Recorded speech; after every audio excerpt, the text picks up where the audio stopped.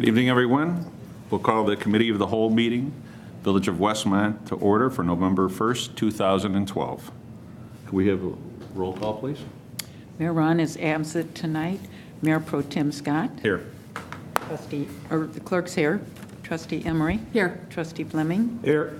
Trustee Klebanow is absent tonight. Trustee Nero. Here. Trustee Seneca. Here. Manager Searle. Here. Attorney Zemanek. Here. Deputy Police Chief Gunter. Here. Fire Chief Wise. Here. Public Works Director May. Here. Acting Community Development Director Malik. Here. Village Planner Ziegler. Here. Finance Director Parker. Here. Police Chief Mulhern. Here. Everyone accounted for? Everyone accounted for. Everyone, please stand for the pledge. I pledge allegiance to the flag of the United States of America and to the republic for which it stands, one nation under God, indivisible, with liberty and justice for all. First, we have our open forum. And first up will be Bob Mueller. Good evening, sir. How are you? Good evening. Very good. What can I help you with tonight? I wanted to talk about the Village Board's press release. The Westmont Village Board recently issued a press release which starts by saying the village is doing this press release. A village cannot speak or write. This is the Village Board assuming a property it does not legally possess. This is a blatant representation of the board's status. The press release then states a new level of government is not created under Home Rule. Home Rule villages have a right to tax and pass ordinances that non-Home Rule communities do not. This is a new level of government. The next point is that the multifamily ordinance was to ensure better housing for the residents. Residents did not ask for this ordinance. In fact, it was vigorously opposed by many, landlords and tenants alike. If the village were concerned about quality of life, they would have set up an anonymous hotline at the clerk's office and handled any true violations with current ordinances. The next point about village salaries should be considered, could be considered a fact, or it could be considered a spin of the facts.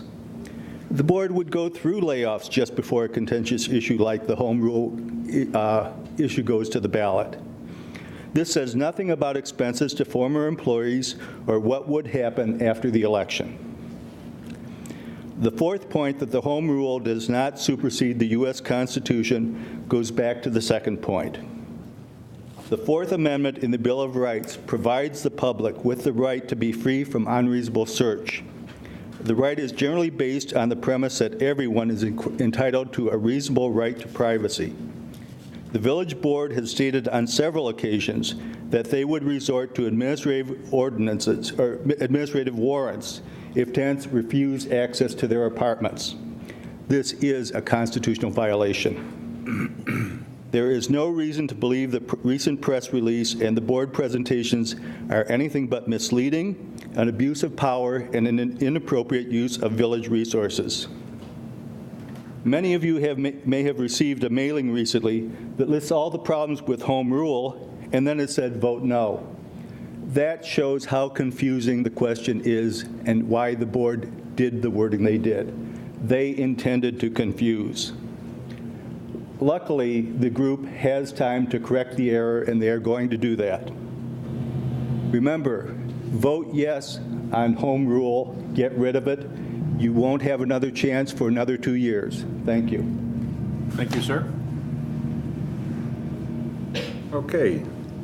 Next up, we have Grace Snyder-Rubica.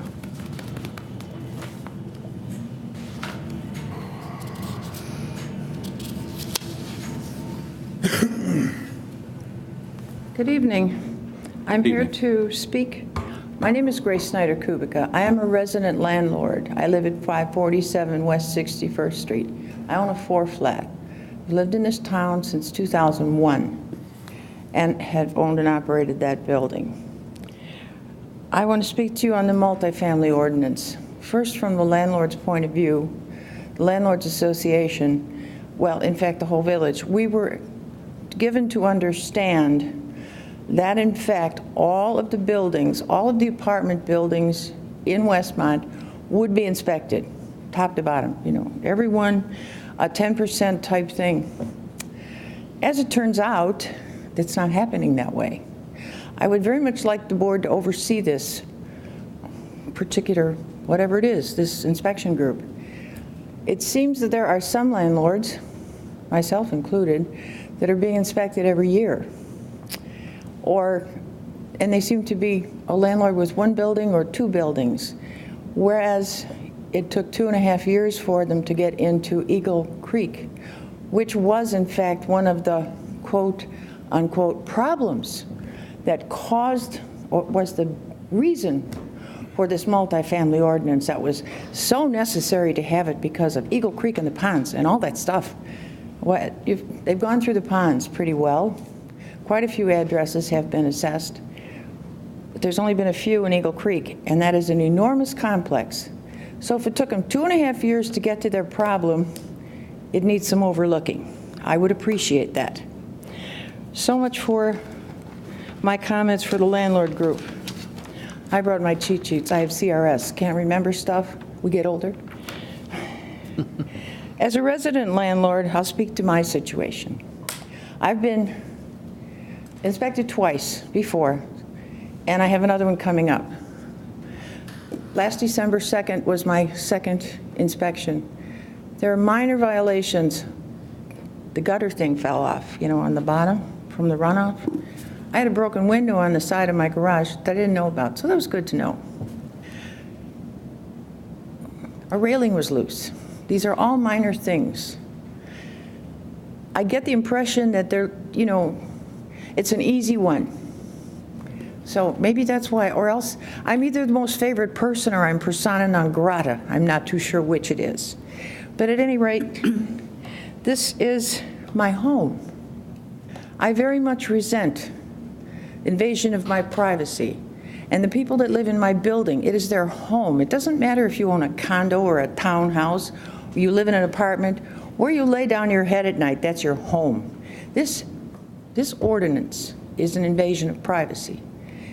And your application for licensing of this multifamily ordinance thing, the application for the privilege to rent my apartments, everybody else gets more time. I've only got another half a minute. At any rate, it walks across my constitutional right, my Fourth Amendment, the right to privacy, and I've had about enough of it. So I hope you will, in fact, get on your little group and straighten them out a little bit. I'd appreciate it. Thank you. Thank you for coming in tonight. I think on Monday, we'll have a report from our Community Development Department on how the inspection process has been going. I know we had actually a meeting earlier this week where we were discussing it. I can't quote numbers off the top of my head, but I think we can probably have some information for you on Monday so you can get a complete view of what we've done and where things are going. Sounds good. And next we have a F. Trout. New to the village, sir? Good evening. I'd like to invite the village board, along with every resident from Westmont, to our Veterans Day ceremony, November the 11th, 11 o'clock at Ty Warner Park. It will be held at the Veterans Memorial there. It's located on Chestnut Drive, approximately 2 blocks east of Cass Avenue. That's again this coming November the 11th, is Sunday. Father Mike from Holy Trinity stated that he would be there. I told him that if he couldn't make it, if he could loan me a collar, I'd be happy to do some of the prayers. But after hearing that, Father Mike said that he definitely would be there for the event. So again, hopefully the weather will cooperate with us, and we'd like to see you all there. Thank you. Thank you. Nice seeing you again. Thank you. Okay. Next we have reports. I have nothing from the mayor tonight, but I could ask everybody's permission to we move up the Park District agenda item, because we have people here that are waiting, if that's not any problems with anything. Sounds good. Sounds good? Okay. Thank you very much. Appreciate it. I know you guys are busy, so I'm not going to take up a lot of your time.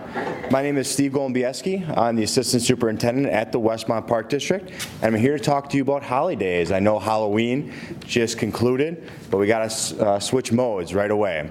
And just for your information, I'm not sure if you guys know, but this year is the 15th anniversary of the Frosty Day Parade, and who better to liven your spirits than Frosty himself. Yay, Frosty. Yay. It's kind of the old meets the new here. We're going to have to get a picture of the old Frosty with the new Frosty without getting in too many names. Good job, Frosty. Good job, Frosty. Crashes into the elevator. And pretty much I'm here just seeking your permission, your consideration for the same setup we did last year. I'm not exactly sure if you know the specifics, but everything's pretty much the same. We want to do the same process. It's kind of scared me there for a second. Everything's pretty much the same. If you need details, I have the details. I have the Holidays Parade right here. If you want to see the route, it's pretty much the same route. If we can have the same street closures, the same blockage, that would be greatly appreciated. And then some big dates that are coming up. On November 18th, Sunday, we have our gift bazaar, we have our tree decorating ceremony, and we have our Lions pancake breakfast from 8 to 1. The tree decorating and craft bazaar goes from 9 to 3. So stop on by. We have a lot of great crafters, a lot of great things that are available for purchase. We also, on November 23rd, have our Frosty Day Parade. We have entertainment over at the Westmont Center with the Madrigals, a couple other elementary and middle school groups. And then the Frosty Day Parade with Frosty himself starts at 645 down Cass Avenue. Businesses will be open. We'll do a nice little thing downtown and tree lighting ceremony.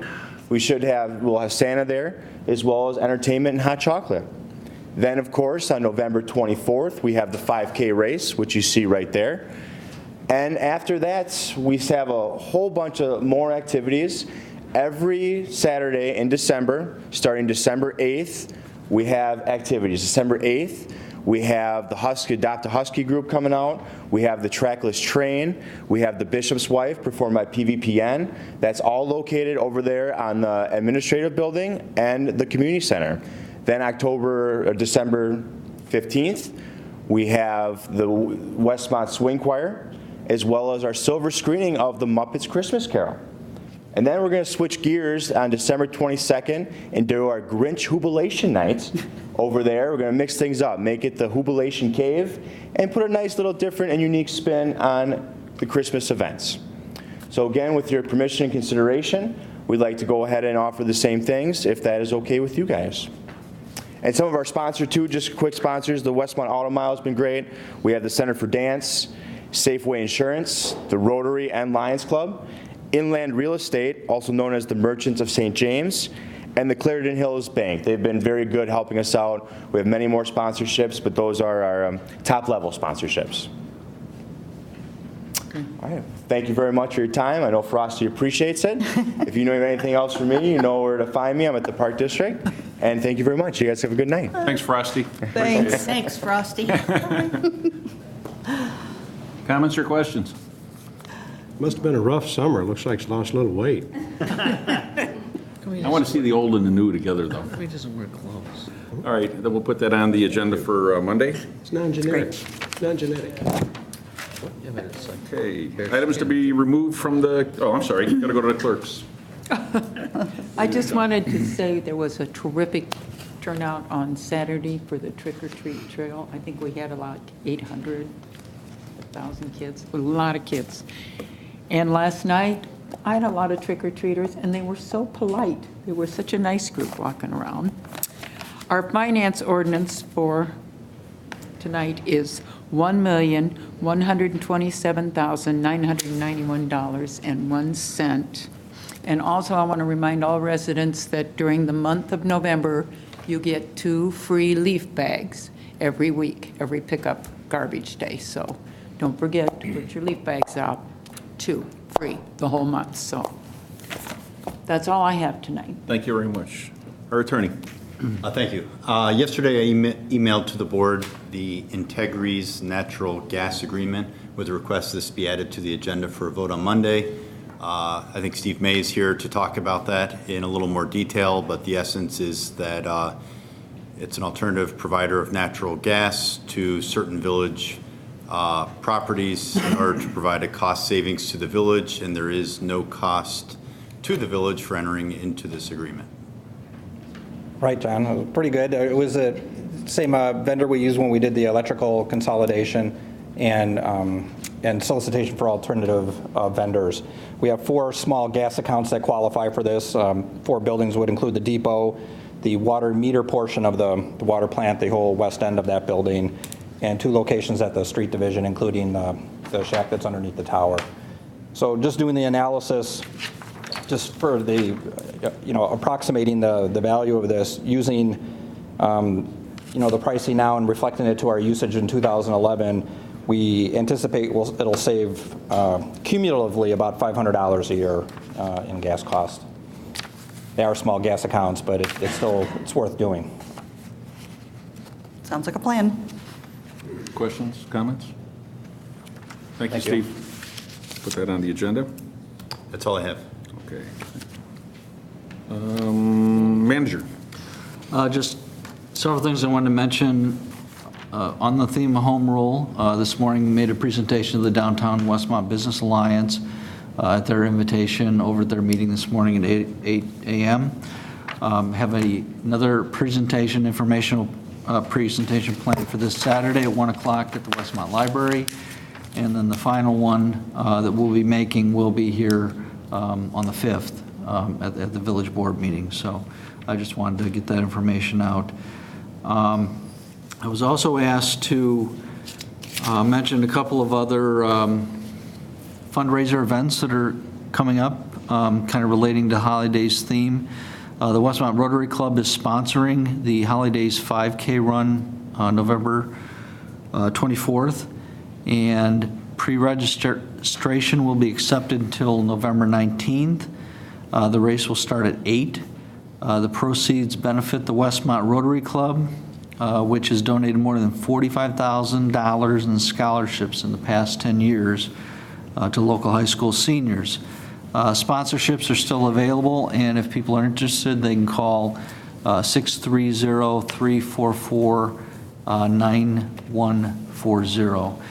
The other Rotary Club event I wanted to mention is the Cabaret Dinner, which is called A Little Help for My Friends. It's the 3rd annual fundraising dinner and cabaret. This will be November 11th, again on Veterans Day. Come enjoy a dinner at Vinzatori. Doors open at 4:30, dinner served at 5, followed by the cabaret at 6, and the tickets are $50 in advance, $60 at the door, and you can see any Westmont Rotary member or call 630-344-9140. And then I wanted to request an executive session for the purposes of discussing threatened litigation, current litigation, potential land sale, as well as potential land purchase. And that is it. Okay, thank you. Trustees, starting with Trustee Nero. The only thing I have is to remind everybody to vote on Tuesday. If you haven't voted already, please vote this coming Tuesday. It's a very important election, both locally and nationally, and you hear a lot of people complain. One way to improve things is to vote for who you think would do a good job. So that's all I have. Thank you. Thank you. Trustee Fleming. I just want to say that attended the 100 Club dinner on Tuesday evening, of which 4 of our officers were honored for a very dangerous situation they were put into.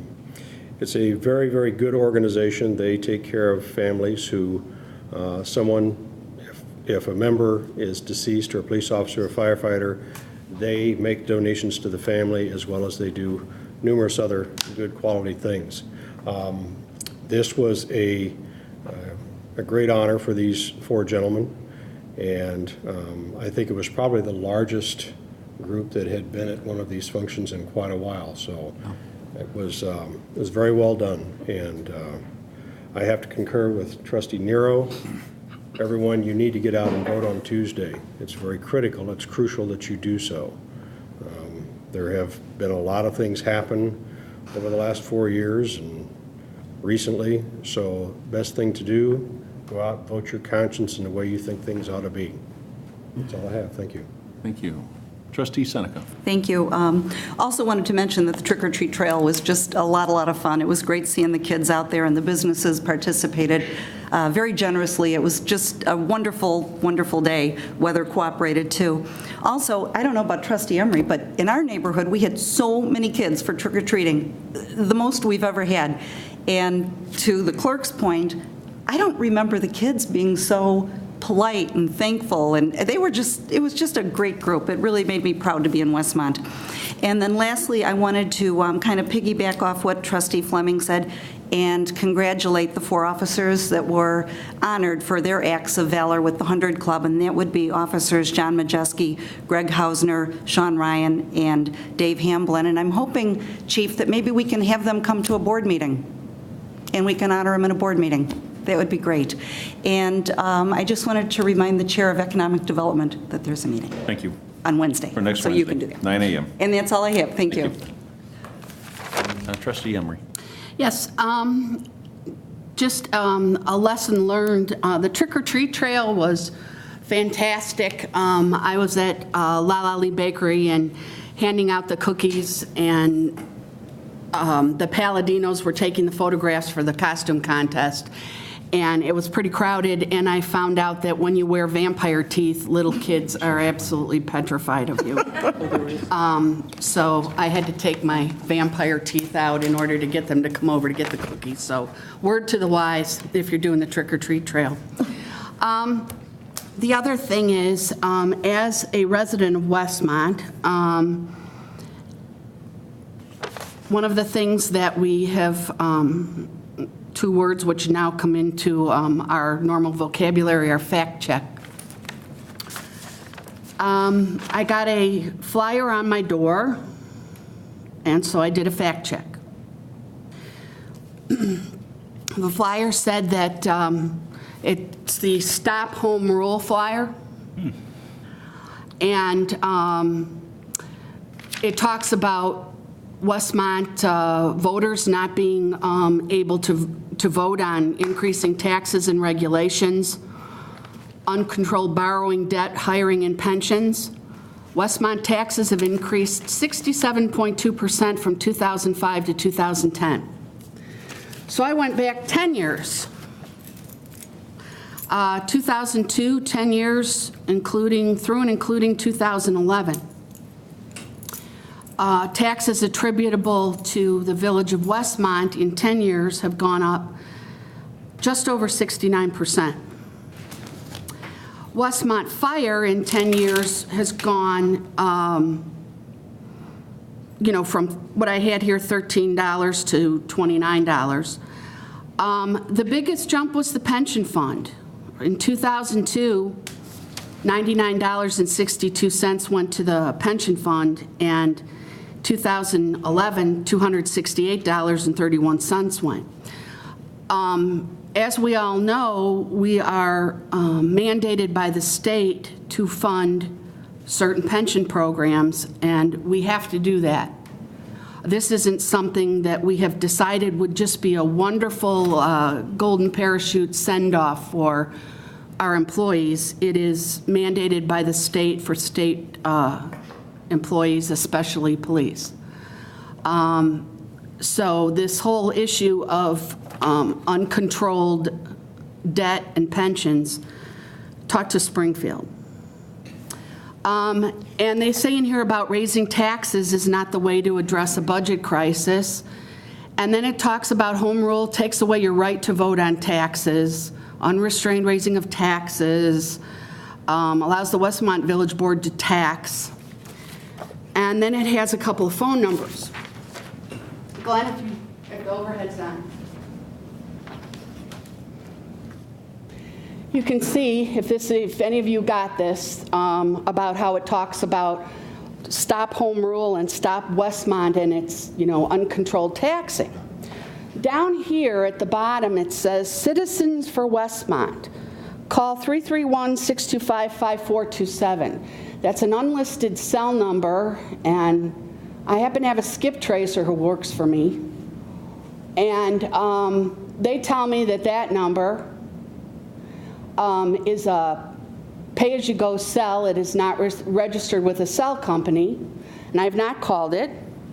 And this 630 number, an area code we all recognize, 323-6511. Fact check. If you go to anywho.com and do reverse phone lookup, 630-323-6511. It's registered to Gerald P. Hanlon and Susan B. Hanlon, 428 Ridge Avenue, Clarendon Hills, Illinois. Now, last I checked, people in Clarendon Hills don't vote in Westmont. And I understand if they are landlords and they are against the home rule, because we have a multifamily licensing, well, I think in all transparency, that's what they ought to say. And one member of our community has gone ruthlessly after this village board, including trying to get the state's attorney to charge us with criminal charges for taking a stance on home rule when all we have done is fact check. But I am curious why, when the Westmont Landlord Association has on their website, sends out all of these flyers to everybody's door, has that on their website, say yes to home rule, vote yes on home rule.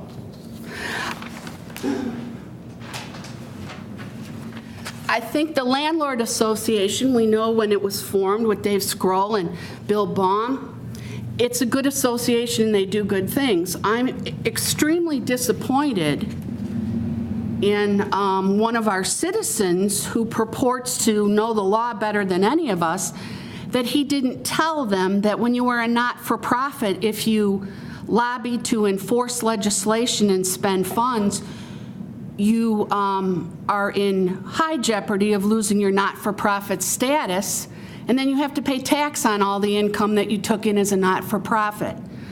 I think he did a disservice to them by putting their association in jeopardy. I like the people who run it.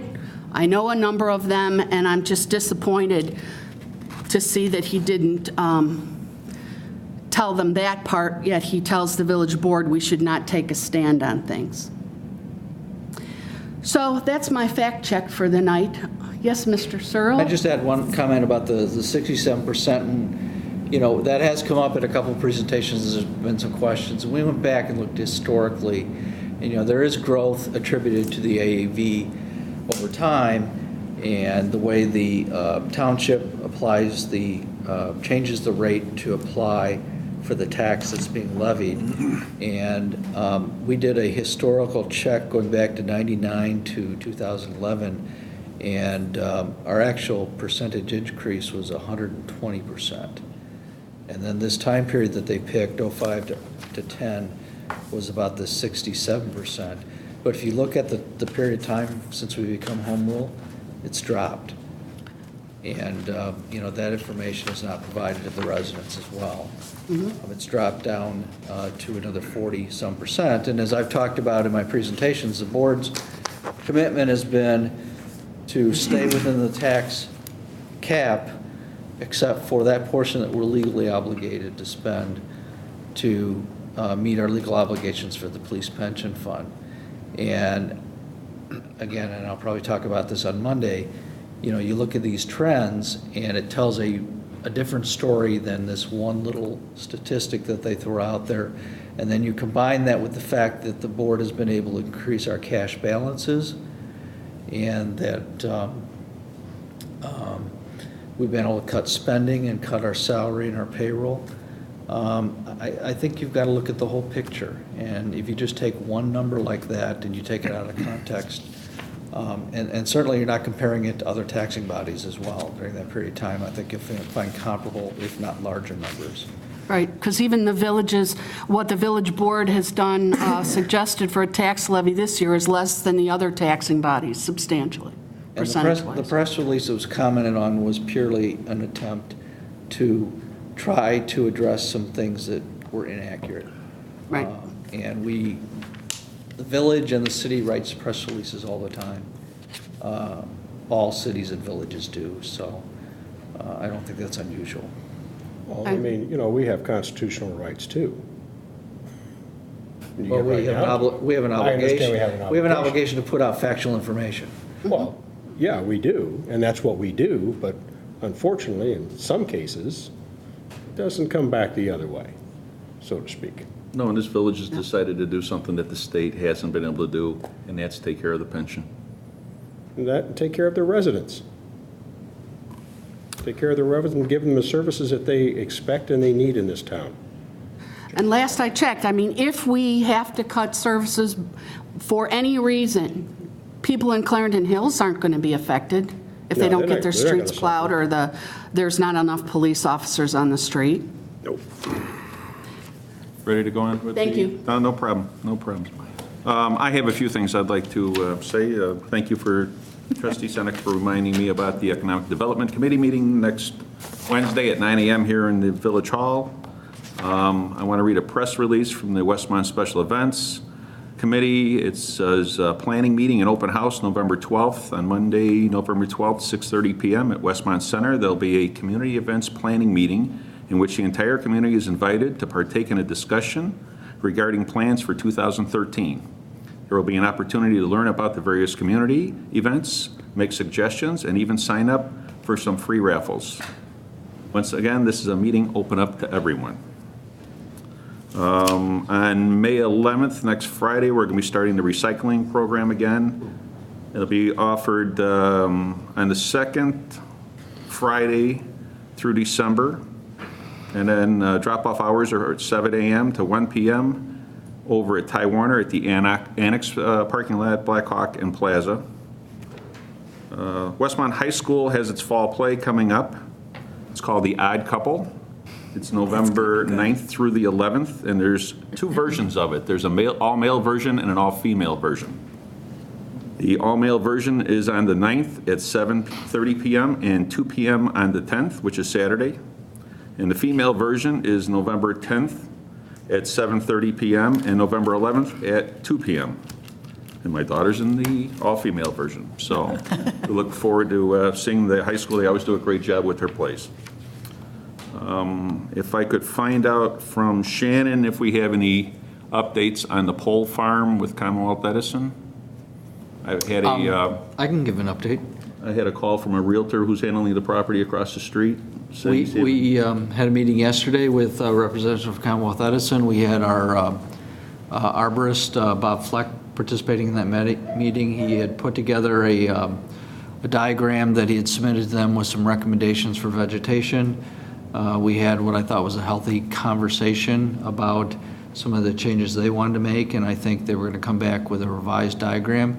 And we are looking to bring the variation issue back to the board on the 15th of November. And then we have a Public Works Committee on the 13th in which we've invited members of the Commonwealth Edison to come to that meeting to kind of give whatever board members can be there, kind of a preview of what the presentation will be. I told Commonwealth Edison that I felt like, based on our past experience with our arborist, when he comes to the board with a recommendation, you folks generally feel pretty comfortable with the types of material that he's recommended, and he has, tried to come up with a plan that I think will provide a decent amount of screening for that area. I don't think that's the issue that we're talking about. No, not at all. That's not even close. That's not the issue. How do you hide those poles? And of course, they're going to tell you they're not going to take the poles down, aren't they? Correct. Are they? Well, they will eventually. When? It's, when we've talked about it in the past, they said it will be a long-term proposition, which could mean at least When you look at decade. their permit for the application to perform work, their comment was, this work is being done to improve the reliability of ComEd service in the area as well as update the station with newer equipment. This is being done as part of the summer readiness program. I'm sorry, all those poles don't look like newer equipment to me. We took old equipment out, then we didn't have those poles, and all of a sudden we have all those poles. I understand Commonwealth Edison's a difficult. And I don't know that the summer was any more reliable than any other summer. And it's, and you've got this gentleman who's trying to represent the property owners across the street, there's 2 poles on their side, right in front of the middle of their property. They're going to have a very, very difficult time to get any kind of a quality building in there. And now they're looking at alternatives. I don't like the word alternative when we had a nice building that was going to go in there at what time. Of course, it didn't, but they're looking at alternatives now. Who's looking at alternative? The realtor, what they can sell it for. Okay, I got you. So, Just so you know, we did have a conference after the variance was postponed with them this summer, and I did send them a letter detailing kind of a list of violations, both of their franchise agreement, of the fact that they don't have a special use and they're non-conforming, the fact that they did not get a permit, et cetera, to kind of put the heat on them and let them know we can take some serious action on this. But our intention was, and this was maybe coming from more the staff level, was to let's get together again and see if we can work out a compromise that's best for everyone.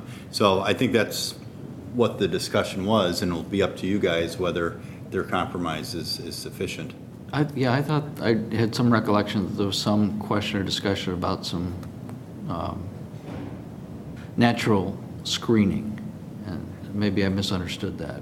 It was discussed back during in the public- June and May, yeah. Yeah, during the variance, that was an issue that was raised, along with people saying maybe those poles shouldn't be there at all, and were they properly here in the first place, investigate that. Well, and I think I've said before, there's probably no one on the staff that is more unhappy than I am about the fact that they put those poles up there without any kind of report at the beginning of the year. We worked very hard and a very long time to get that fence that was there for years that needed to be replaced. And then they went and decided, this would be part of their project to upgrade equipment, which they had told us 2 summers before could simply be replaced. The parts could be changed out and would virtually last forever. But that is a major substation that, serves our community as well as our neighboring communities. I don't know, legally what we can do to force them to remove the poles. I don't know if that's a possibility. we'll all be dead before the screening's tall enough to hide it. Be like the Oakwood fence. Yeah. Yeah. Okay, if you Could could just take let us that know what's long. happening on that. If I could make one little comment. Sure. If at all possible, and I'd like to check with the board, and I'd like to check with you also, and I already talked to Public Work Director May. As chairman of that committee, unfortunately, I have to work that evening. Okay. I was wondering if the board would consider maybe doing it on Monday, the 12th, at 6 o'clock, seeing as how we don't have a meeting that night, if that would be possible to do that, because I would really like to be in attendance with the ComEd personnel being there, Yeah. if that would be okay. I don't Would that think be we have okay a with you, problem with Mr. May? Is that okay? Works Fine for with me. Okay with me. I appreciate it, I really do. Over at Public Works? Or here, whichever's more convenient, however you like to do it. If we do it at Public Works, we don't have to come in here, and we just go Yeah. to Public Works. Yeah, it'll be over there, Yeah, Okay. 6 o'clock. yeah. Okay, thank you. Covered everybody? Okay. No, I have One more thing. one more thing. There will not be an administration finance committee meeting. Oh, that's right, on Monday. No. admin finance. Okay. Thank you. Okay, number 6, items to be removed from the consent agenda. Are there any? Nothing. Hearing nothing? The consent agenda.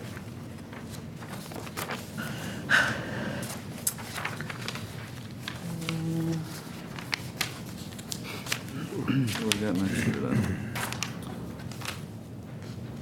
Unfinished business? Mayor Pro Tem, if you could just, for the people watching at home, just Sure. go over the areas that are on the consent Okay. agenda. We've got the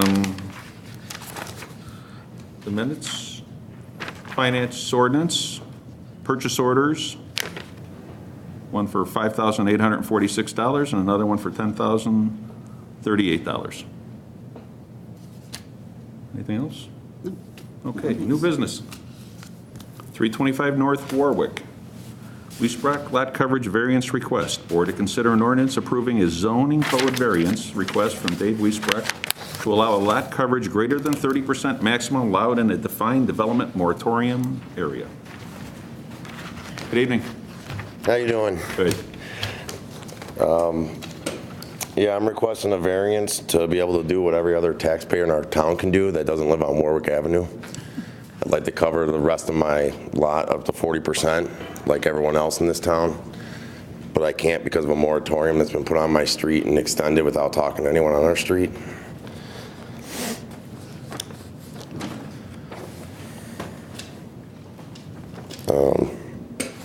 You know, 4 years ago when our street got flooded, I know during elections there was a lot of promises that there was going to be emergency funding 4 years ago. I know, Ellen, you were one of the people that said that if you were elected, emergency funding would happen for us. And good thing I didn't hold my breath for the last 4 years because no one did nothing for anyone on our street. 2 years ago, I decided to take it on myself because, you know, when you get a flooded basement every time it rains, it gets a little annoying, you know, and you only have half a house. So I dug around my entire house and put in a dry well. And since I've done all the work on my house, it cost me about $10,000, and that was doing it all on my own without hiring any contractors. I've had no flood water or no ponding water anywhere on my property. And so I'd like to be able to do an addition. And what I've done is I've already put a dry well in the front yard, and I'd add another dry well in the backyard just to make sure I don't flood out my neighbors for what I'm planning on doing. I do not like the fact that I had to pay $250 to go in front of the zoning committee just to be able to come here to do what everybody else in this town can do. You know, I pay my taxes, and I should be able to do what everyone else can do. And I just think that's pretty bad. Just for your information, I talked to Manager Searle about that, and I want to get an opinion from the rest of the board, but we would like to waive that, because if we put that on there, it's not fair for you to have to pay it. Absolutely. I really appreciate that. You know, for me, there's no issue with it, and I think the rest of the board would agree No, with that. none whatsoever. I totally agree with you. Yeah. I really appreciate that, No because, problem. I mean, I know you guys know what's been going on there for 4 years, over 4 years. And we've had no emergency funding that was promised. I remember walking through your basement, Dave, and Yeah. you have valid points. And I've solved all the problems on my property without destroying any of my neighbor's property. So, and I would like to, at a later date, like have that moratorium addressed for other people on my street. You know, our property value is down because of it, and you got to jump through hoops just to come here. You know, realistically, I shouldn't be here today. I should be doing this all with Jill and Shannon, but because of the moratorium, I have to come here. I mean, I really do appreciate, though, waiving the $250. It helps. You know, if you're planning on doing something like this, any penny helps. The reason you're coming here is because the buck stops here. We don't want to be blaming Jill or anybody else, or Shannon or anybody in the economic development or the planning or the building department. Because of that area and the problems it's had, you know, at least I felt, and I'm sure the rest of the board felt, that the buck's got to stop here. So if there's going to be a problem, we want to hear about it. Mm-hmm. So there's nobody to pass it to. So that's the reason why you have to come here. We just thought it was fairer that way. This way there's nobody between us. You've got to come here and see us. We've got to look you right in the eye. But that's because of the moratorium. That's because of the moratorium, right? Well, and because of lot coverage. Right, lot coverage. You'd That's the still other. have to No, I'm doing what anyone else would do. Right. I'm at the 40% like anyone else in Yeah, town. but it's 35. We lowered the lot coverage Yeah. throughout the entire village to 35%. Or 35%. We dropped it down. So, Yeah. I mean, I was meeting the requirement. I was dropping it to meet whatever requirements. I just want to be able to do what anyone else in town can do. What about your neighbors? Have you talked to them? They're all for it. They were actually one of them was at the meeting, and he's all for it. He said, whatever I want to do, do it. You know, I'm a great neighbor, and I helped out, you know. Anytime there's a storm on the block, everybody knows where the generator's at, or if there's a tree through your house, I'll be up there in the middle of a storm pulling it off. So they don't, and they've seen everything else I've done, so they don't really, from what I know, none of them care. They say, do what you're going to do, because, you know, they know I'm not going to destroy their houses in the process. Comments from the staff? Yes, as Mr. Wisbach mentioned, his neighbor came out and said that his flooding had actually decreased since Dave had put in his improvements. Like he said, he's put in a dry well, and he's also worked with our engineering staff to work on putting a second one in his backyard and to make sure that he doesn't change the drainage flow out there. So, Any concerns you have? not after speaking with our engineer. She's going to review the plans and make sure that, nothing changes out there, and she's been very pleased with the improvements that Dave's made thus far. So she's been out to the property and checked it out, so. Comments from trustees? No problem. It's going to look nice. Issue with it at all. It's going to look great. You have that growing family now. Congratulations. He's so cute. Bill, just a clarification. The lot coverage request as published, I think, was 40.9%. Yes. And I believe there were talks of planning and zoning about getting that down to 40. 40%, yes. And you were going to, I think, work with us. Yes. Yeah, we were, I just want to make sure the ordinance is accurate. We've so- met with the applicant, and he said that he would stick to that 40%. Okay. Planning and zoning was in favor of it, too. Yes. Yes. Unanimously. Great. and the first drawing was just me drawing, so I think now the architect's doing it, so it'll be everything you guys need. How much water did the dry wells take in the last big storm? All I know is my sump pumps don't run anymore, and I've never seen an overflow out of my dry well. I've never had to the check valve has never had a problem. I actually put in 2 dry wells when I did it, so. Because that last one was a ton of water with dry, that there was no opportunity to soak in, so it was a good My test. sump So pumps didn't even run. Because didn't you used to actually go out into the backyard on the back steps or porch and start a Yeah, I got a you sump did it pump that I put in the that you middle used of to the do yard. manually in the middle of the night sometimes? Yeah, So you where I haven't got had to do electrocuted. anything like, I remember that. I know. Wasn't that nice? Wasn't Was that fun. fun? Yeah, those days are over. Yeah, so. thank goodness. Thank Any other goodness. comments or questions? Okay, thanks for coming in. We'll have it on the agenda for Monday. Thank you. Thank you. Should have brought the baby up. Like no dreadle. So cute. He's so Okay, next, B, 120 South Grant Street, Sekula Lot Coverage Variation Board to consider an ordinance approving a zoning code variance request from Brent Sekula to allow a lot coverage greater than 35% maximum allowed. I hope I pronounced your name right. Yes, close. No, it was good enough. Thank you very much for hearing our application. Spent the last few years renovating my home. It's an old family house that they built new in the late 20s, and I'm the 3rd generation to continue living in Westmont. Driveway was put in probably 35 years ago, and it's starting to crack up, and I have some settlement issues in my patio area, and I've elected to do a paver system, more specifically a permeable paver system, because my lot coverage is over the 35% that's now allowable. Speaking with Jill in the engineering department, permeable seemed to be the best solution to the issues I have as far as lot coverage, and we'd like to go forward with that. And we made an application and have worked with Jill, and would like to gain approval. I'd like to get it done so I can finish the rest of the landscaping and get back to going fishing on Saturdays instead of working on my house. So I appreciate the time you guys have taken to look at it, and I'd like to gain approval. Staff, any comments?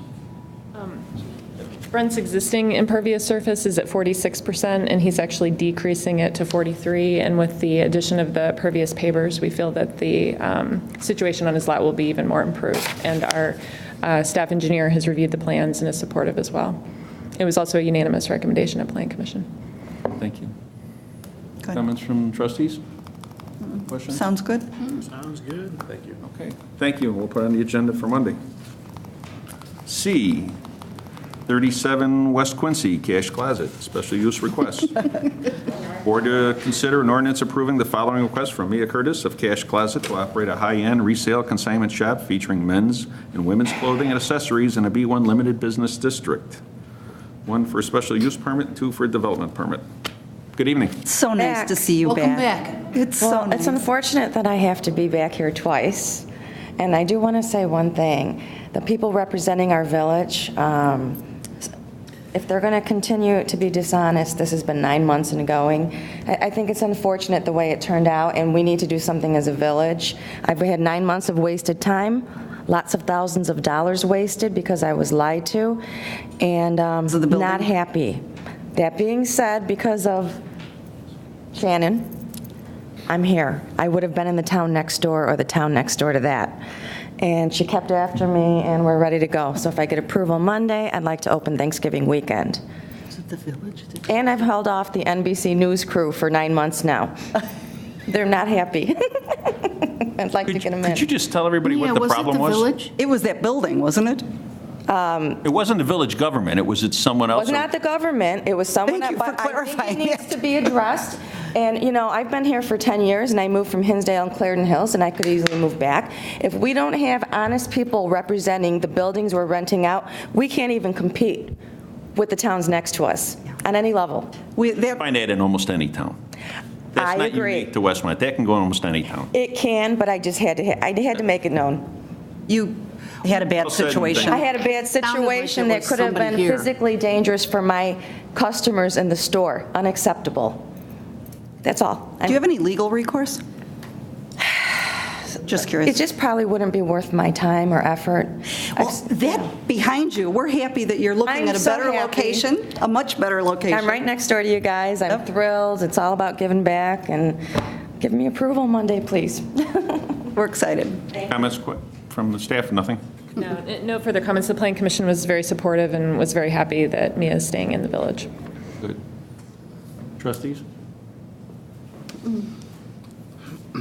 Thank you to Shannon for working hard and making sure she came back. Thank you, Shannon. Good job. Okay, that'll be on the agenda for Monday. D, 665 Pasquinelli Drive, Unit A, Used Mandarin Restaurant Zoning Code Variance Request. Board to consider an ordinance approving the following request for Used Mandarin Restaurant for zoning code variance to, 1, increase the number of allowable signs from 1 to 6. 2, increase the maximum gross square footage of signage from 138 square feet to 163 square feet. Good evening. Hi, good evening. My name is Sean Hong, the owner of Used Mandarin Restaurant, just opened 3 months ago at 665 Pasquinelli Drive. Originally, we have designed for more than one sign, but our contractor just misunderstood that we can only get one approved. The reason we have asked more signage is because that location is kind of far from Ogden Avenue. It's really hard to find, and in that international shopping malls. So now we do ask your approving for adding a few more signs to help us really help the business growing.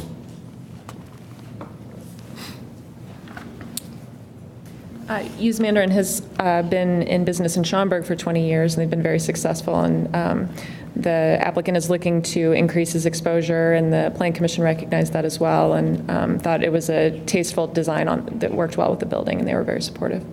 Thank you. Okay, thank you. Comments from trustees? It's a tough location, so they need as many signs to let people know, where you are, so. Get a great restaurant. I was there a couple weeks ago, had dinner. It's an awesome deal. I forget what the cost is, but for 2 people, it's like $40. You get more food than you could eat. I mean, the appetizer is all really good. So, and you didn't have, it was tough to find. It was my first time there, so I think this would help you out a lot. Okay, sounds great. Keep making the good food, though. It's great. Thank you. Let everybody know. He just did on TV. Thank you. Thank you. We'll have it on the agenda for Monday. Okay, thank you. Thank you. Okay, E, 777 Oakmont Lane, Suite 200, Spinecraft Zoning Code Variance Request. Board to consider an ordinance approving a request from Spinecraft for a zoning code variance to increase the number of allowable signs from 2 to 3. Good evening. Good evening, Kathy Keating, Martin Craig Jesser and Sun and Shine. I represent Spinecraft LLC. Spinecraft develops and markets surgical tools, implants, instruments, and devices for patients who suffer from spine, neck, and back deformities. The devices that Spinecraft develops are often required in emergency situations, and its customers and patients need a way to readily identify and easily locate their office entrance. The company has been in business for many years in Westchester and has recently signed a lease for 777 Oakmont Lane, Suite 200. As part of their lease negotiation, the landlord agreed to allow them to have a small monument sign 3 foot 3 inches by 4 foot 5 inches for a total of 15 square feet. My client's hardship is the shape, configuration, and siting of the building, as well as the exterior materials in the building. Suite 200 faces Oakmont Lane. It's a significant distance away from the multi-tenant sign along Pasquinelli. Also, as one of the people in the zoning commission pointed out, the exterior of this building is a sawtooth design. I'd never heard that word, but that's what it is. It means that the entrances are recessed in and the lines of the building are not straight or flush. The exterior curtain walls of the building are glass paneled and the doors are recessed. All of these factors make the entrances to any particular suite very hard to see. And when you combine that fact with the fact that the multi-tenant sign is way around the corner from where Suite 200 faces, my client has a huge concern that his customers won't be able to readily find his entrance. The total allowable signage for the entire building is 482 square feet. 170 of that square footage will be taken up with this 15 square foot sign. So it's less than half of the total allotted. And the landlord has agreed not to seek any further monument signs for this building. I'll be happy to answer any questions. Comments from Shannon or anybody else? As Kathy mentioned, Spinecraft has very specific clientele, so they wanted to make sure that their location was very identified readily by their clients. The property owner noted to staff that there would definitely be no more variation requests for the building, and because the sign was so small and unobtrusive, the Plan Commission was very supportive. Thank you. Comments from trustees? Likewise, they got to be able to find it. Right. Yep. Yeah. And the design of that building is such. It is, the sawtooth, you know, it's hard enough to find the building numbers, let alone the tenants, so. No, it's not an unreasonable request. Not at all. Thank you. Thank you. We'll have it on the agenda for Monday. Next up, F, we have 3500 Midwest Road, Marriott Telecommunications Equipment Variation Request. Or to consider an ordinance granting a zoning code variance request from China Cat Productions, LLC, to permit more than 3 antennas on a structure. Good evening. Good evening. My name's Corey Fain. I'm with China Cat Productions.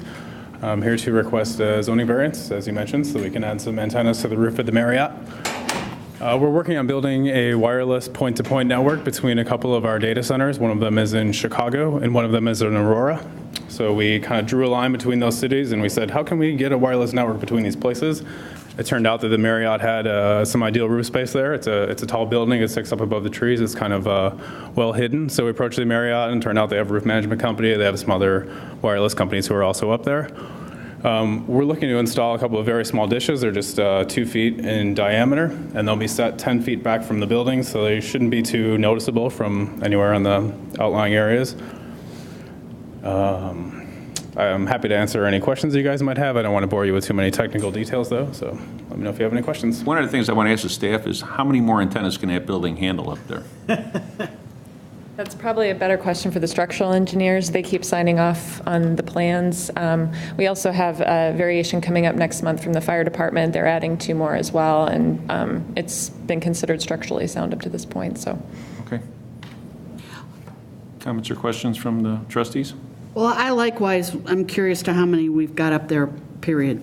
And I see that Marriott has started their own, sub-company of telecommunications equipment on all their high hotels. They saw a market. Yes, of course they did. So I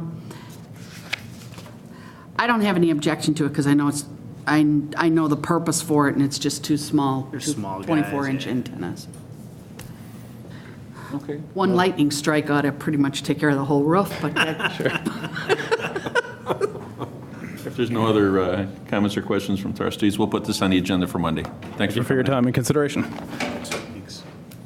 G, Downtown Development Grant, 17 West Quincy Street. Board to consider an ordinance approving a downtown development grant request from West Suburban LLN Club. Hi, I'm Patty Baggio. I'm the president of the West Suburban Alano Club. We're a 12-step recovery club at 17 West Quincy, and we are requesting a approval on the grant for building enhancement. This is our vice president. My name is John Gahagan, and I'm Vice President of the club in charge of the facility. We've been in business as your neighbor for just about 50 years. This coming February will be 50 years there. We hold about 47 meetings a week. A couple thousand people a month go through our doors. So we've been serving the community for quite a long time, and mostly from that location. We own the building, and we're trying to get the building to be more user-friendly due to the nature of what we do. We provide space for people to run recovery meetings for alcohol, prescription drugs, dual diagnosis, people with mental problems, etc. And it's become a time that we've completely remodeled the entire inside. We've had some of our staff people go through the place. We'd all like you to stop by. We're just around the corner there. And to make it very inviting. We're trying to make the exterior look more inviting. So with the help of your staff, they're really the ones that showed us what to do, and we really followed your plans exactly for what they want to do, and also with Laura Fleming from over at the bakery.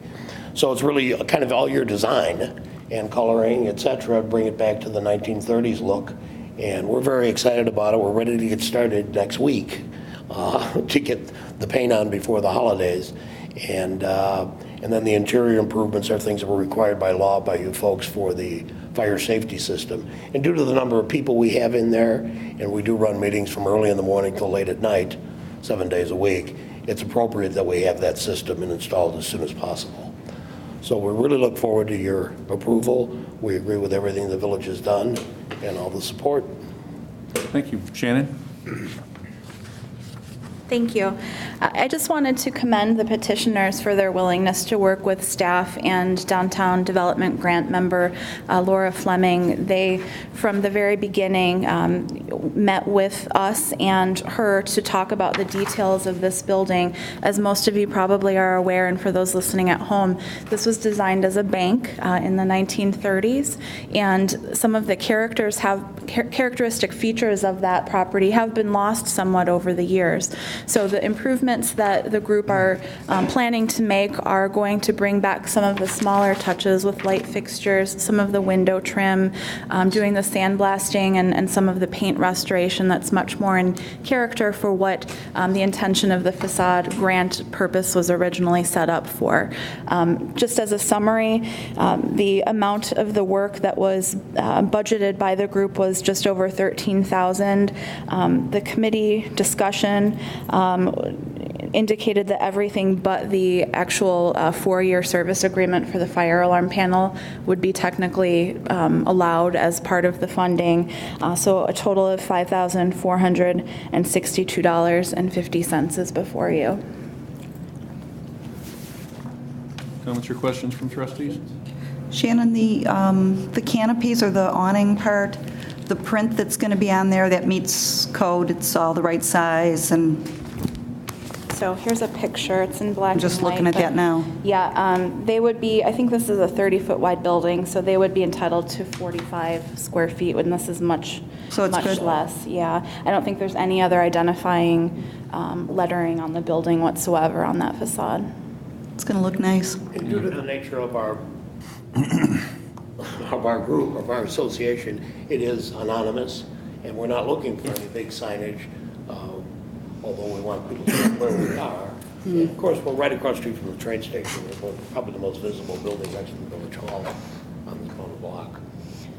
Just to mention, some of the trim that we were referring to that's going to be restored is in these half-moon window features above the door there. And then the light fixtures are again much more in character with the era of the original building. Very good. The last facade improvement request had a 45-day time period for the improvements to be made due to some unique circumstances. I don't know if you want to attach that same condition and if that's feasible for the applicant to complete the improvements within 45 days. Do you have a timeline as to if you were ready to start next week, when it's supposed to be done? We would have the exterior done now.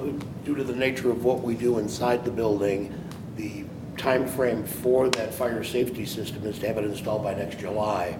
We would like it to get it done by the end of by the end of January. So we're trying to go as fast as possible. What about the exterior stuff? The exterior stuff, we're victims of the weather. We'll go as fast as if we have a good feeling about it. I'll schedule people Monday after your meeting. As soon as I hear that I'm go, we will have people out there working at the end of next week. Can you have it done by the end of the year, 60 days? Yeah, the exterior, yes. 60 days? It's great. 60 days for the exterior. Good enough. I could live with that. Okay. Yeah. Sure. That's good. The only reason we ask is sometimes people have decided maybe it would be a 4-year project, so that's why we're, But we have pressure from Paying our attention. members and attendees to have this done. okay. So by the end of the week, I get pressure from the Yeah, I mean, board. everything I've heard is you guys want to get this done as quick as possible. Right, absolutely. Okay. So if we have a good, I mean, if I know you meet on Monday, and you told me that we would hear something back on Tuesday, I would have people out there probably on Thursday. Okay. Good. Good. We appreciate it. Thanks for coming in Thank you very tonight. We'll have it on much. the We appreciate it. agenda for Monday. All right, thank you. Thank you. H, 2012 Holidays Celebration. We've already had the presentation. Are there any comments or questions on that? Nope. Very routine. Okay, we'll move on then. Other than Frosty needs to put on some weight. Okay, I, resolution for maintenance of streets and highways by a municipality under the Illinois Highway Code. Board to consider adopting the Illinois Department of Transportation resolution for the resurfacing of a portion of Liberty Boulevard and Parkway Avenue as part of the Downers Grove Township's upcoming resurfacing project. Yes, Mr. That Ray. by itself kind of sums it up pretty well, but just for a little perspective, each year and for several years now, the Downers Grove Township's been doing improvements, and the ones that we're interested in are the ones that's in Liberty Park, northwest of Cass and Ogden Avenue. They have a large unincorporated area that they have resurfacing projects, and in the past, they would do the entire length of 40th Street, but not the half block that was in Westmont's jurisdiction, right at Cass Avenue. So the very first year, they approached us late about participating, and it was difficult to do, but we did solve it. And each year since then, they've been very good about contacting us with what their plans are. So this is the project for this year that the township is doing, and the portion in blue is the remainder of Liberty Boulevard that is in our corporate boundaries. And Parkway Avenue is actually 100% in our boundaries, but while they're there, it's the best time to do it. The resolution is actually to appropriate motor fuel tax. This is a budgeted item, but the township is letting the contract, they're doing the competitive bidding, they're administering the contract, and we're just participating financially to pick up those portions that are in our jurisdiction. Comments from trustees? Okay, hearing none, we'll put it on the agenda for Monday. Thanks, Steve.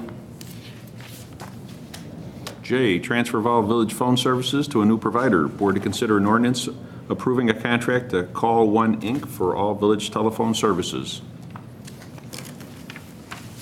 Who's handling that one? This is a new contract with a new provider that we estimate that will save about $28,000. Ask and he will show up. Yeah. We don't even have to hear anymore. Glenn, you always find us money. I love that. Thank you. It's an estimated savings. A lot of other towns in Chicago utilize Call One. They're an extremely large reseller of AT&T services. So, Great. It's a And considerable. this is to get rid of ShoreTel? no.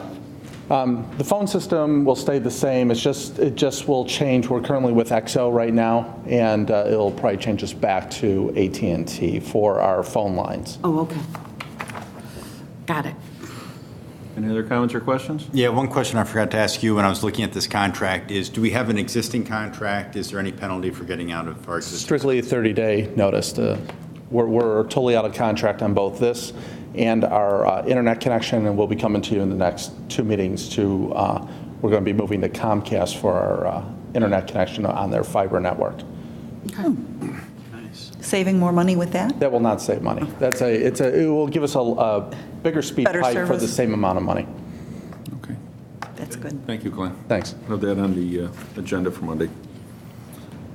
K, proposed aggregate property tax levy. Board to consider a motion determining the proposed aggregate tax levy as required by the Truth in Taxation Act, 35 ILCS 200, 2024/18-55.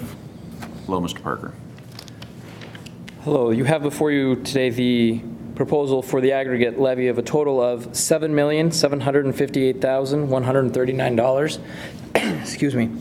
The members of the board are very familiar with this, as it was discussed at a previous Administration Finance Committee meeting, but for the benefit of those that are watching, I want to go over a couple of highlights of the proposal.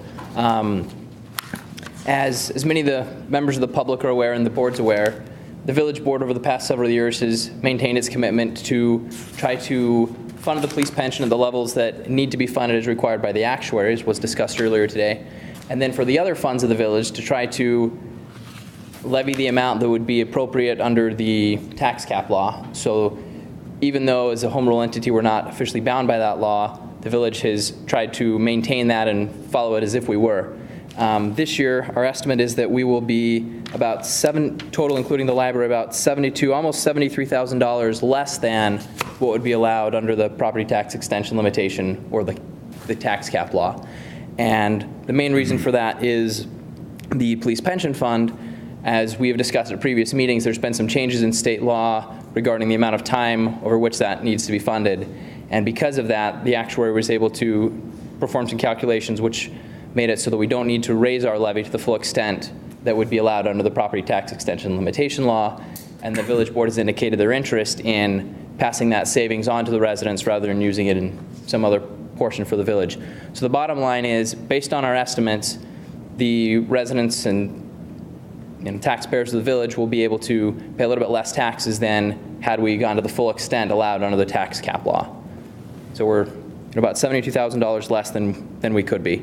And the library board had a meeting where they also adopted very similar ideas, where they also wanted to try to be right about where the tax cap law would be. Any? Spence? Yeah. What is the amount? Is it something like 8 to 10 cents out of every dollar of your tax bill comes to the village? It's about 11 I know it's a very cents. small amount. Yeah. What is it? It's about 11 cents of So every about dollar. 11 cents out of every dollar. The rest goes to all the other taxing bodies. That's correct. Yeah, it's like 10.9%. They just sent that thing around. Mhm. So in essence, we actually are being more fiscal responsible to our residents of this town by lowering their taxes.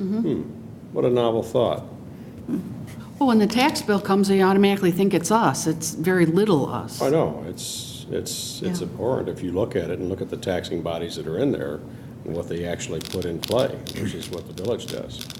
That's always the bottom line number that scares everybody and gets everybody upset. Why gasp every time? Including me.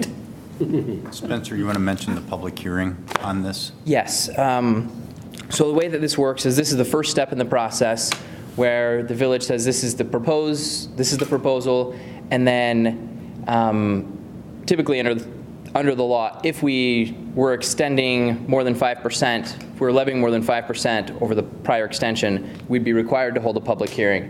In this case, we are not, but I believe it's still the village's intent to hold that public hearing. There'll be a notice published in the newspaper, and then the intention would be to hold the public hearing on December 3rd. And then on December 3rd is the date that the village would be looking at actually adopting the official levy. So this is the estimate that'll be going out there to get public input, and then there will be a public hearing held. Again, the increase is so small and under the limit that would require the village to have a public hearing, but in the interest of transparency. That's the village's decision to go ahead with that anyway, even though the taxes are so low this year. Any other comments or questions from trustees? Thank you, trustee. Thank you. Spencer, you do a great job. Thank you very Sure much. do. Thank you. Okay, next. L, American Indian Heritage Month. Board to consider a proclamation to declare the month of November 2012 as American Indian Heritage Month. Will we be reading this on Monday? Okay. And then M, Pancreatic Cancer Awareness Month. Board to consider a proclamation declaring November 2012 as Pancreatic Cancer Awareness Month, and we'll be reading that on Monday as well. Anything else to come before the board? Yeah, one thing. I would like all of the residents seeing how the aggregation, it has already been on your last ComEd bill, and I can tell you, I did notice a difference in my bill. Oh, yeah. So I think everyone should take a look at their ComEd bill. You will notice a difference. I got a credit. Don't brag. Well, it was because I did automatic payment and I overpaid. Anything else? Get money back. Show off. Credit's a good thing. Yes. And again, as has been mentioned, on election day, there's 13,000 registered voters in this town. Yeah. See how many show up? It's, the way the country is today, there's absolutely no excuse. And you have a way of showing your displeasure or pleasure, whatever it's going to be, but you can't do it. You can't complain unless you get out there and vote, so please do that. And early voting still tomorrow and Saturday. I heard it's been pretty heavy. Yeah. Well, Downers hasn't been bad at all. And Trustee Klebanow, she got 24 hours notice that she was being deployed for FEMA. She ran over and voted, and I got a email from her today. She's on her way to New York City. Yeah. Nice. Good luck to her. Yes. It's a bad Okay. situation.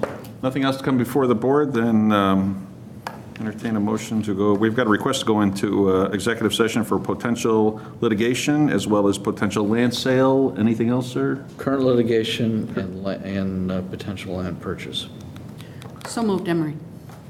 Second, Fleming. Roll call? Trustee Emery? Yes. Trustee Nero? Yes. Trustee Seneca? Yes. Trustee Fleming? Yes. Trustee Scott? Yes. We're adjourned to executive session.